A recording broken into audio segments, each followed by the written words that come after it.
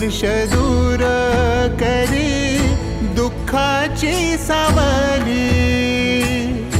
गुरु भेटीसाठी झाली जीवाची काहिली।